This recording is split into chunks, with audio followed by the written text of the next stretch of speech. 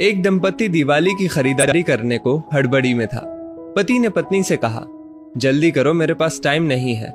इतना कहकर वो रूम से बाहर निकल गया। तभी बाहर लॉन में बैठी माँ पर नजर पड़ी। कुछ सोचते हुए वापस रूम में आया। शालू, तुमने माँ से भी पूछा कि उनको दिवाली पर क्या चाहिए? शालिनी बोली, नहीं पूछा।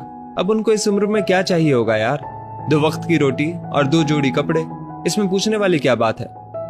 वो बात नहीं है शालू, माँ पहली बार दिवाली पर हमारे घर में रुकी हुई है, वरना तो हर बार गांव में ही रहती हैं, तो औपचारिकता के लिए ही पूछ लेती। अरे इतना ही माँ पर प्यार उमड़ रहा है तो खुद क्यों नहीं पूछ लेते? झल्ला कर चीखी थी शालू और कंधे पर हैंडबैग लटकाते हुए तेजी से बाहर निकल गई। सूरज माँ के पास जाकर बोला, माँ हम लोग दिवाली की खरीदारी के लिए बाजार जा रहे हैं, आपको कुछ चाहिए तो? माँ बीच में ही बोल पड़ी, मुझे कुछ नहीं चाहिए बेटा। सोच लो माँ, अगर कुछ चाहिए तो बता दीजिए। सूरज के बहुत जोर देने पर माँ बोली, ठीक है तुम रुको, मैं लिख कर देती हूँ, तुम्हें और बहू को बहुत खरीदारी करनी है, कहीं भूल ना जाओ। कहकर सूरज की माँ अपने कमरे में चली गई। कुछ देर बाद बाहर आई और लिस्ट सूरज को थमा दी। सूरज ड्राइविंग सीट पर बैठते हुए बोला, देखो शालू, माँ को भी कुछ चाहिए था पर बोल नहीं रही थी, मेरे जिद करने पर लिस्ट बना कर दी है। इंसान जब तक जिंदा रहता है रोटी और कपड़े के अलावा भी बहुत कुछ चाहिए होता है। अच्छा बाबा ठीक है, पर पहले मैं अपनी जरूरत का सारा सामान लूंगी, बाद में आप अपनी माँ की लिस्ट देखते रहना। कहकर कार से बाहर निकल गई। पूरी खरीदारी करने के बाद शालिनी बोली, अब मैं बहुत थक गई हूँ, मैं कार में एसी चालू करके बैठती हूँ, आप माँ जी का सामान देख लो। अरे शालू तुम भी रुको, फिर साथ चलते हैं, मुझे भी जल्दी है, देखता हूं माँ ने इस दिवाली क्या मंगवाया है। कहकर माँ की लिखी पर्ची जेब से निकालता है। बाप रे, इतनी लंबी लिस्ट, पता नहीं क्या क्या मंगवाया होगा।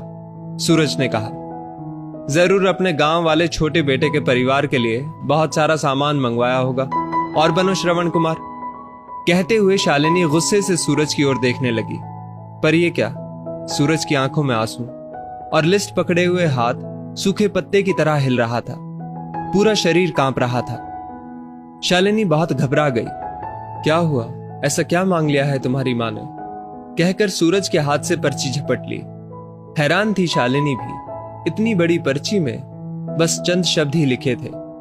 पर्ची में लिखा था, बेटा सूरज, मुझे दिवाली पर तो क्या, किसी भी अवसर पर कुछ नहीं चाहिए, फिर भी तुम जिद कर रहे हो तो तुम्हारे शहर की किसी दुकान में अगर मिल जाए तो फुर्सत के कुछ पल मेरे लिए लेते आना। ढलती सांझ हुई अब मैं। सूरज, मुझे गहराते अंधियारे से डर लगने लगा है, बहुत डर लगता है पल पल मेरी तरफ बढ़ रही मौत को देखकर। जानती हूं इसे टाला नहीं जा सकता, ये शाश्वत सत्य है, पर अकेलेपन से बहुत घबराहट होती है सूरज। तो जब तक तुम्हारे घर पर हूं, कुछ पल बैठा कर मेरे पास, कुछ देर के लिए ही सही, बांट लिया कर मेरे बुढ़ापे का अकेलापन। बिन दीप जलाए ही रोशन हो जाएगी मेरे जीवन की सांझ।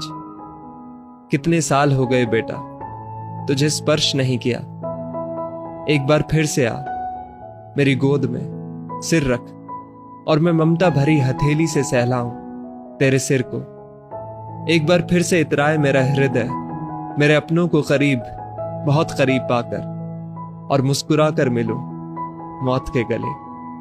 क्या पता अगली दिवाली तक रहूं ना रहूं। पर्ची की आखिरी लाइन पढ़ते पढ़ते शालिनी फपक फपक कर रो पड़ी। ऐसी ही होती है मां। दोस्तों, अपने घर के उन विशाल हृदय वाले लोग जिनको आप बूढ़े और बुढ़िया की श्रेणी में रखते हैं, वो आपके जीवन के कल्पतरु हैं। उनका यथोचित सम्मान और देखभाल करें। यकीन मानिए, आपके भी बूढ़े होने के दिन नजदीक ही हैं। उसकी तैयारी आज से कर लें। इसमें कोई शक नहीं कि आपके अच्छे बुरे कृत्य देर सवेर आप ही के पास लौट कर आने हैं। यदि इस वीडियो ने आपका दिल छू लिया हो तो इसे लाइक शेयर अवश्य करें, और ऐसी ही बेहतरीन वीडियोस के लिए हमारा पेज जरूर फॉलो करें। धन्यवाद।